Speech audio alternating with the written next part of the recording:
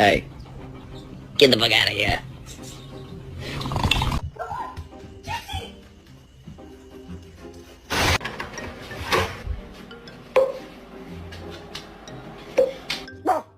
And record their reaction.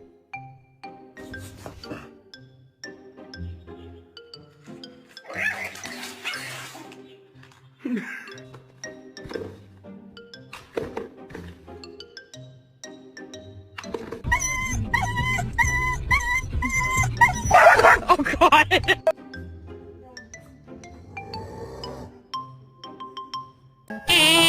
Look!